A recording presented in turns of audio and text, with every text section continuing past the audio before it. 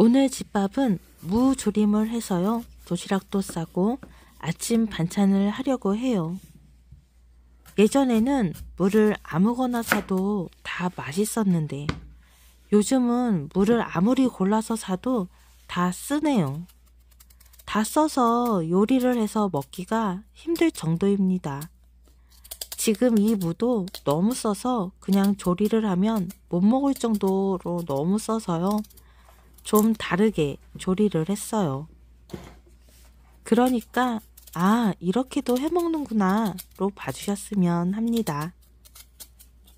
저만의 쓴무로 하는 무조림 시작해 볼게요.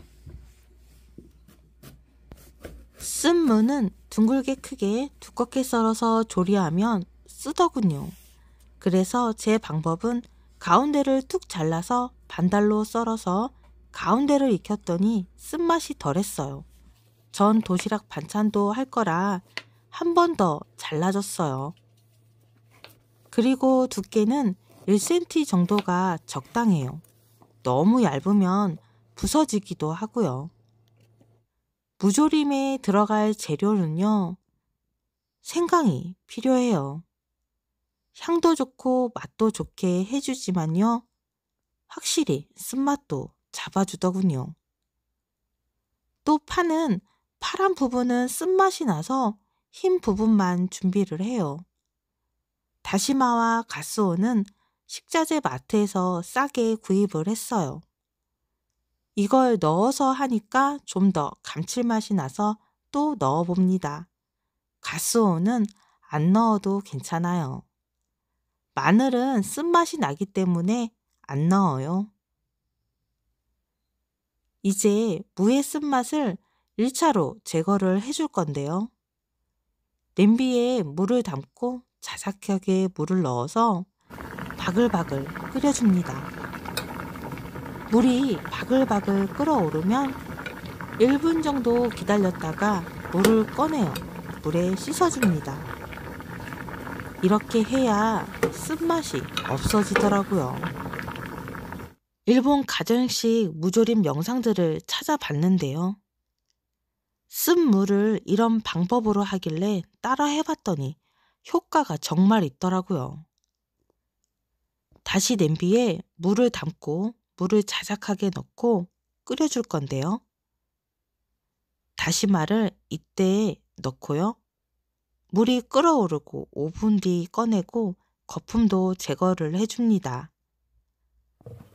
무가 끓을 동안 양념을 만들어요. 간장 3수저, 국간장을 넣을 건데요. 국간장 2수저, 없으면 안 넣어도 괜찮지만 경험상 맛의 차이와 쓴맛 제거 차이가 있더군요. 전 국간장은 꼭 넣었으면 해요. 그리고 물엿인데요. 올리고당을 넣으셔도 됩니다. 부드럽고 달달한 맛과 윤기 나라고 넣었어요. 그리고 원당입니다. 전 원당을 2수저를 넣었는데 설탕을 드신다면 1수저면 될 것 같아요. 다시마를 빼내고요. 거품도 좀 더 걷어냈어요. 그리고 생강을 넣어요. 생강은 아주 조금만 넣으셔도 됩니다. 전 신랑이 생강향을 좀 강한 걸 좋아해서 많이 넣었어요. 그리고 만들어둔 양념을 넣어요. 처음부터 양념을 같이 넣고 끓이지 않는 이유는요. 무가 익지 않은 상태에서 간을 하면 국물이나 무가 써요. 특히 동태찌개류 같은 거요. 그리고 다시다를 조금 넣었고 뚜껑을 닫고 끓여줘요.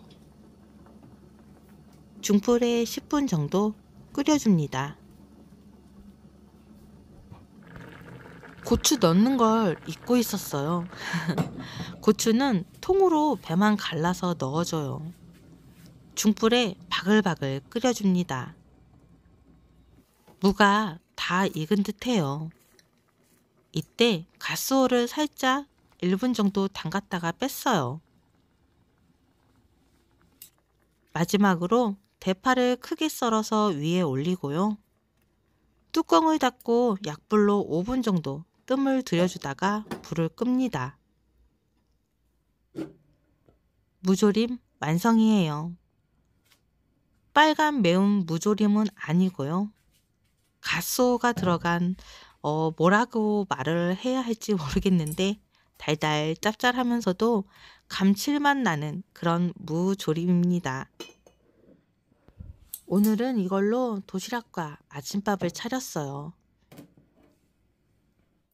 무조림 도시락을 싸달라길래 계란말이랑 무조림으로 싸줬어요.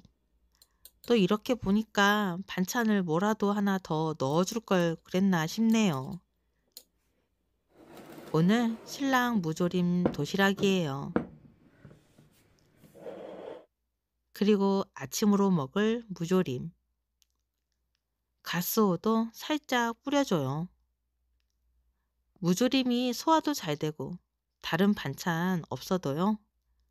한 끼 뚝딱하기 좋은 반찬입니다. 무가 맛이 있으면 더 좋았을 텐데요. 무가 쓰면 뭘 해도 요리가 맛이 없어요. 만약 무를 사왔는데 너무 써서 먹기 힘들다면 살짝 데쳐서 사용하시거나 국간장, 생강 조금 넣어보세요. 정말 쓴맛 없애는데 도움이 됩니다. 오늘 집밥 한 끼 무조림이었어요. 아주 긴 영상 봐주셔서 고맙습니다.